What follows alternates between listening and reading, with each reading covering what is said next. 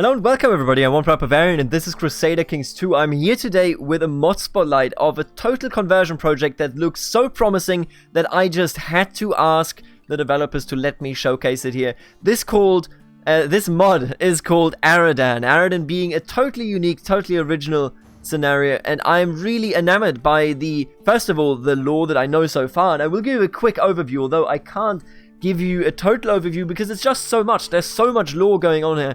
But second of all, I'm also so in love with the design of the terrain. It is absolutely gorgeous. Honestly, in my opinion, I have over 1,500 hours in CK2, but in my opinion, this is the most gorgeous terrain that we have in any mod in CK2. So, what is this mod all about? It's called Eridan.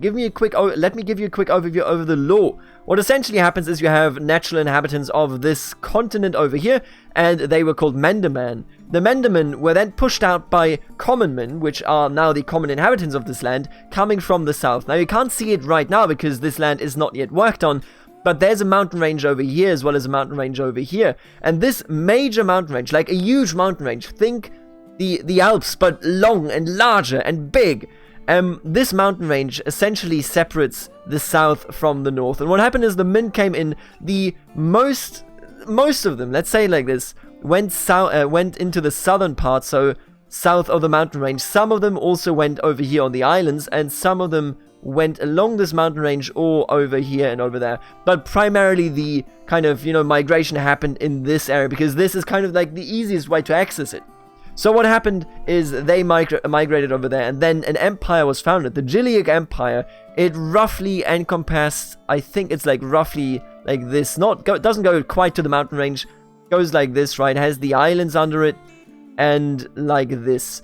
With that being said, the Juliek Empire existed for quite some time, but then essentially 400 years before the victory, which I will get to in a second here, crashed because there was a Juliek Disaster. The disaster being a huge and absolute earthquake that absolutely desolated the area and destroyed the empire's infrastructure as well as most important regions and just the entire network. You can't have an empire if you don't have a network. After that 400 years, there was a man called, and I have to actually look that up because there's so much lore here. Let me just take a look here. His name was Kagan the Great, and Kagan the Great united Eridan, or what is known as Eridan.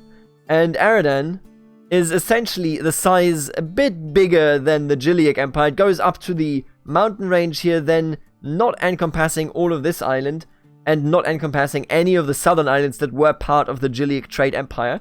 And then it goes up here. And Eridan was united, stood tall essentially for 300 years. But after 300 years, of course, empires crumble.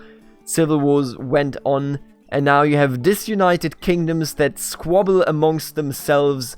And Eridan has fallen. So that is where you, the player, enters. Where you, the player, looks at the world and learns so much more about everything going on. So with the lore being the way it is, and with the conflict between the old inhabitants and the new inhabitants, the men that came here so many years ago, you, the player, come in. And now let's take a quick look at the terrain because it's absolutely stunning. It's gorgeous. Just look at these formations down here in the Grand Desert, and it looks like a claw, doesn't it? I'm so excited to find more information on this region. You can already see that the region itself is already beautiful. I love the detail work. There's so much love going into this, and it looks interesting as well because you have a very large river essentially going deep down into this land, making it simple for you as a trade league, for example, to dominate the region. Or maybe as an empire, you can organize your empire around a city, maybe somewhere here in the oasis situation, and then with that position start a trade empire because you can reach everything. Just an absolutely gorgeous region. We also have a bit of a fleshed out region, at least when it comes to the provinces down here. I think this land is going to be a bit more tribal. Then up here we have the Redlands. They're fairly fleshed out. It's just, I honestly fall in love with just how in detail the mountains are. Absolutely stunning. Now, let's just load in as the Redlands here for a second. This is Henry of House Summondy. And I just want to take a quick look here, because I don't want to make the video too long. Remember, there's a link in the description. You definitely want to click that. Now, all of this is obviously still work in progress, as it is. I love that they already made the map work, by the way.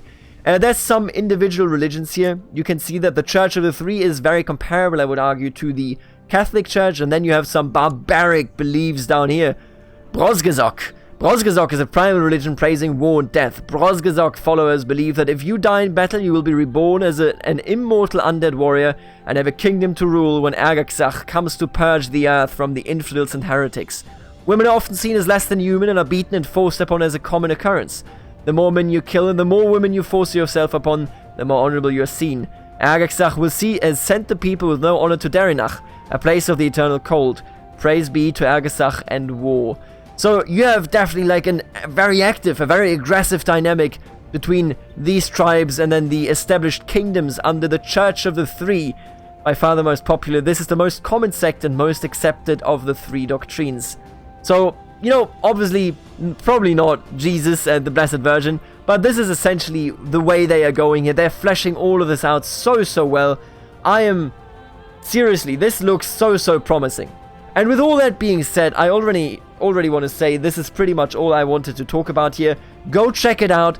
Link is in the description. If you can support them in any way, I think it will help them a great deal. Thank you for checking this video out.